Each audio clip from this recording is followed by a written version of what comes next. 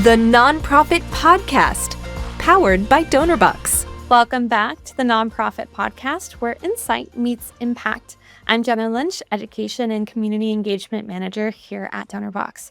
Each week, we share practical information, clear insights, and inspiration to help you raise more and take your nonprofit to the next level tomorrow. Today, we are asking a question that's, kind of unsettling. Are you even showing up when donors look for you in AI? Because here's a stat that stopped me cold. 73% of donors now use tools like ChatGPT, Perplexity, Gemini, and Grok, not Google, to research nonprofits.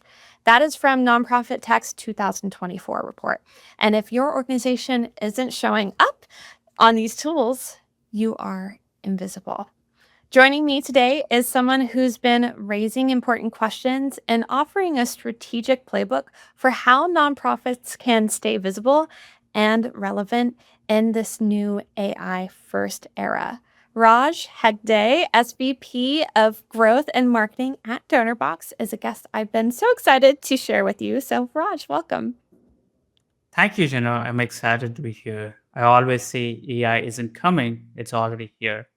And if nonprofits aren't using AI tools like ChatGPT or Gemini, they quickly see a visibility gap turning into a funding gap. That makes a lot of sense. And you recently posted a thought-provoking piece on LinkedIn that opened with that startling stat of 73% shift to AI. So let's start with that, because it's not just a stat in my mind, right?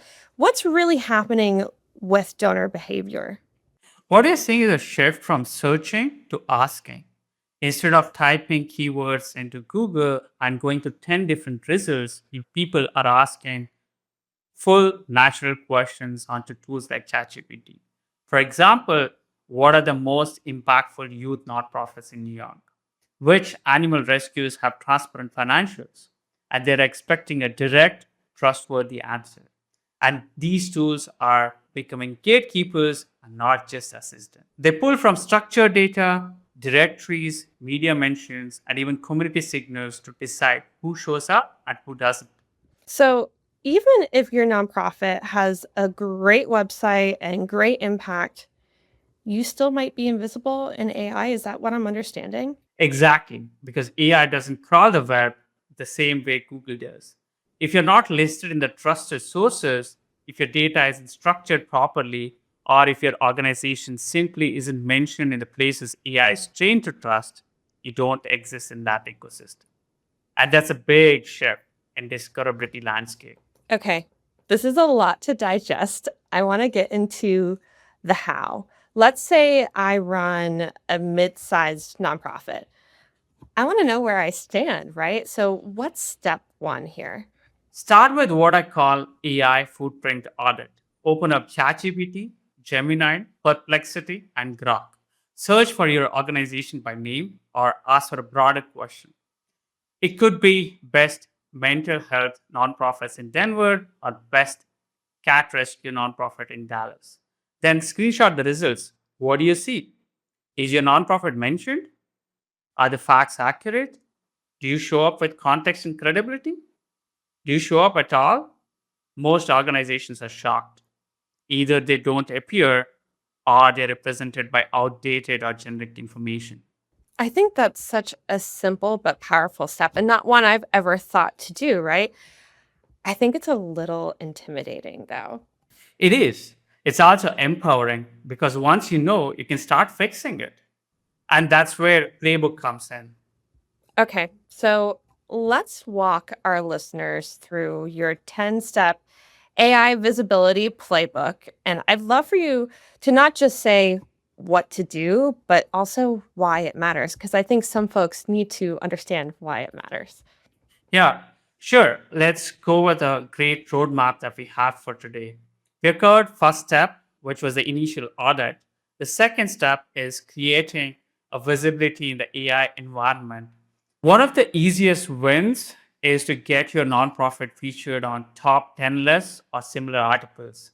AI prefers list based content because it's structured, easy to interpret, and often becomes part of AI generated answers. Here's exactly what to do. Go to Google and search for the list related to your cause and city. For example, top animal rescues in Dallas or best mental health nonprofits in San Francisco. Zero in on your area and geographical area. An excellent alternative source goes back to your audit. Go back to step one, which is ChatGPT and Gemini, would have given you the source links. Try clicking on them and reaching out to those editors and writers. Share your organization's story, recent achievements, and impact data. Ask to be included in future updates or similar articles.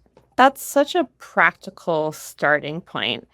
But what if someone searches and then realizes that there are no lists for their specific niche or their specific city? What would you do then? If you don't find one, I would suggest you to create one.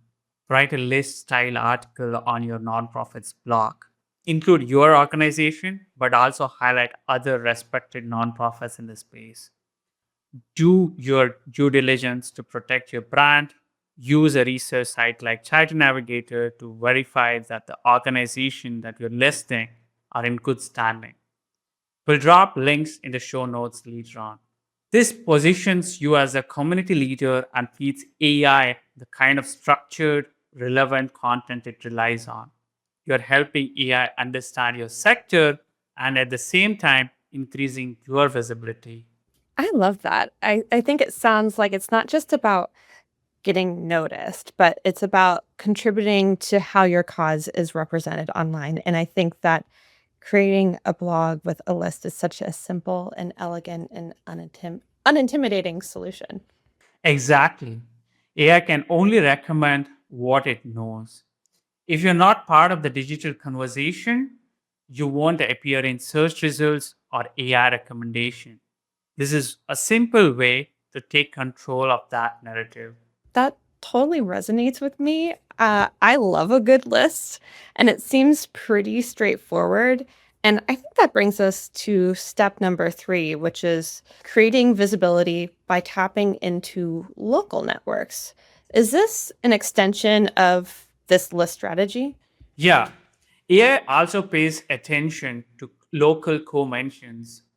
So if your nonprofit is listed in a neighborhood newsletter or co-hosting a fundraiser with a popular restaurant, community center or library, that sends a strong relevant signal. So, what are we looking for specifically here? Take event listings, co-promotions, community newsletters. For example, your local restaurant could have a tip jar for your cause, but don't forget to ask them to share it on their socials.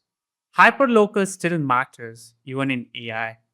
And here's an extra tactic many nonprofits overlook: leveraging your existing partnership. If you're part of a larger network or you collaborate with other nonprofits or businesses, make sure those partnerships are visible online. The more your nonprofit is connected through recognized networks, the more AI understands you're legitimate, active, and relevant. Here's a smart idea I've seen work. A lot of nonprofits team up with local restaurants for fundraisers or special events, but, and this is the key, they forget to make this partnership visible online. And I don't mean just your socials and website. You can ask the restaurant to post about it on their socials or add a mention on their website. It's a small step that not only boosts your presence in AI, but also puts your nonprofit in front of a whole new audience. More visibility, more community recognition, and more trust, both from people and algorithms. Now, step four is to refresh your directories. And this brings us back into more familiar territory for most of us. But I'm sure there's greater value in some directory listings than others, right? So, what information are we refreshing and what are we ensuring we have up to date? Our usual suspects indeed. Charity Navigator and GuideStar power a huge chunk of AI nonprofit data. If your profiles are outdated on these sites or others like them, AI may assume your organization is inactive or worse, harder to come back from, not trustworthy. This is housekeeping and really should be part of your routine. Do a quarterly audit checking your mission, leadership, EIN, impact stats, and ensure they're correct and current, and then keep them up to date. Okay, so step 5 is feed the knowledge graph. Before we get into the why, what is the knowledge graph? It's how Google, by extension AI, understands entities, people, places, organization, structured data. To feed it, you need to add core facts to your website and Wikipedia. This would be the founding year, mission, programs, key achievements, impact numbers. Then use schema markup. Think of it like putting a label on each part of your content so AI can actually interpret it. Can we take a minute here to get into what schema.org does? I'm not sure I'm totally familiar with it or if I'm actually following this. Schema markup is a little bit of code that you add to your website so that bots like Google or ChatGPT or any AI tools can understand what your content actually means. It's like giving context clues to robot. Without it, they have to guess what your page is about. With it, you're spelling it out clearly.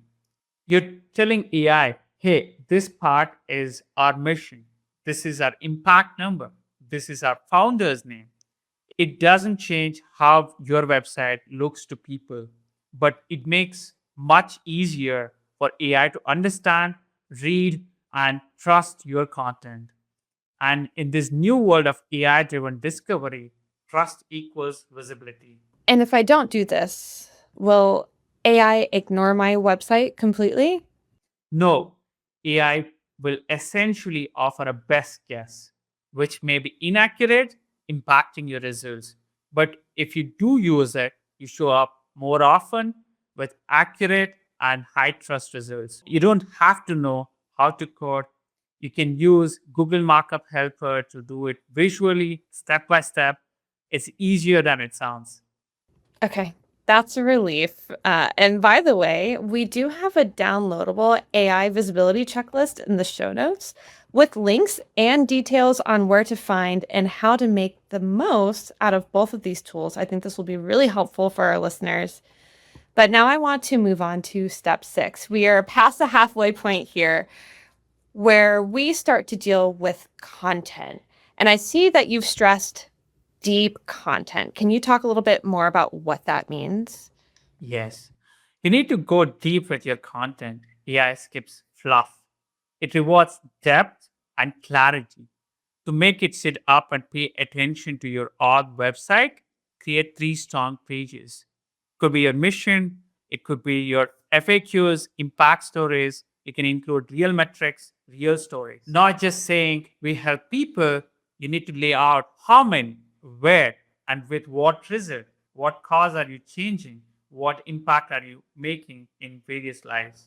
The next 3 steps all support your content, making it easy and accurate for AI to read. So let's go through them together as we've already touched on some of these. So starting with now step 7, fixing your facts and your donation flow. What does that entail? AI flags inconsistency. If your About Us page says 2017, but your Guide Star says 2015, you lose credibility. And if your donation page is clunky, broken, or not secure, you lose donors fast. Tools like Donorbox can simplify that instantly. That makes sense. That consistency creates clarity and trust. Now, to step 8, which is showing your impact. I love talking about impact. It's a very familiar topic on our show. How does AI respond to impact driven social proof and visual storytelling? AI prefers content with visuals. People connect with visuals the same way. To attract and engage AI in your content, post 5 real photos or videos this week. Use your website, YouTube, Facebook, LinkedIn, and even Yelp if that's applicable to you. This, together with step 9, helps AI read your website, looping back the schema markup. Labeling your mission, programs, staff, and impact delivers structured data that assists the AI in understanding your organization.